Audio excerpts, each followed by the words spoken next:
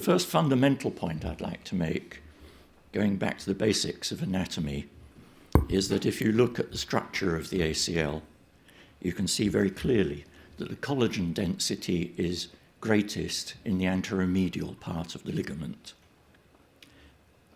High collagen density means that it's stiffest and strongest there, and so you might suppose mechanically that's the most important area, and I'll show you evidence to support that. Now, this sequence of pictures has come from Professor Akita, who's Professor of Clinical Anatomy in Tokyo. And what you see very nicely is that in the extended knee, all the fibers are tight and parallel to each other.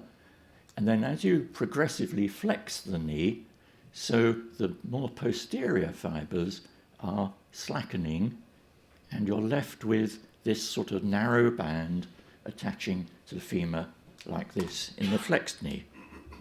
What's the significance of that? Well, if you take off the ACL, it reveals the fact that in line with the posterior femoral cortex, there's an area of dense fibers attaching to a ridge on the bone. And if you take a cross-section of it, here it is. There are the fibers going to the ridge on the bone.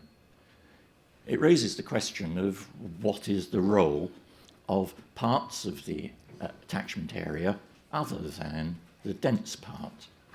So we did a little study. They sent me a knee fellow from Japan, Yasuyuki Kawaguchi, and he did some intricate work where he divided the ACL attachment up like a chessboard and cut little squares away repeatedly with repetitive testing of the knee in the robot. And by doing that process, we were able to identify how much load was carried by each of these square areas. And you don't need to do any statistics. It's very clear and obvious that this area G and H carries most of the load in the flexed knee.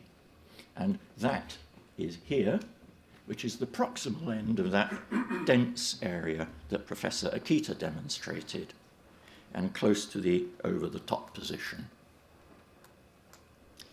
And indeed, if you transfer that into this picture with the ACL attachment, this is the area that I think many of you would identify as the anteromedial bundle, which is like 4 or 5 millimeters from over the top here. If we look down at the tibia, then I've worked with Rob Śmigielski in Warsaw, and he identifies that the AM fibers come down to this sort of boomerang shape, and they are anterior and medial to the attachment of the lateral meniscus here.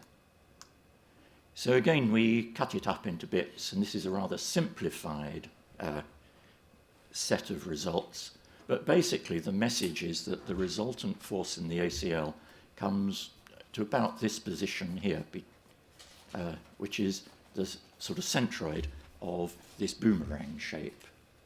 So I've now given you the points on femur and tibia where the load goes if you want to reproduce it with your reconstruction. And so, it is my own amateur work trying to put a guide wire up into that position. You see, here's that dense fiber area which comes around here.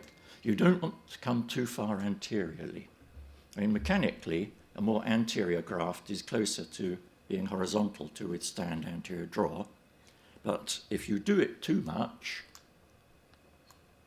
then it neglects the fact that the natural ACL does not have straight sides. It is narrower here, and then you would get impingement on your graft, which you want to avoid. So in summary, concentrate on the AM bundle at the proximal area of the femoral attachment and the anteromedial area of the tibial attachment.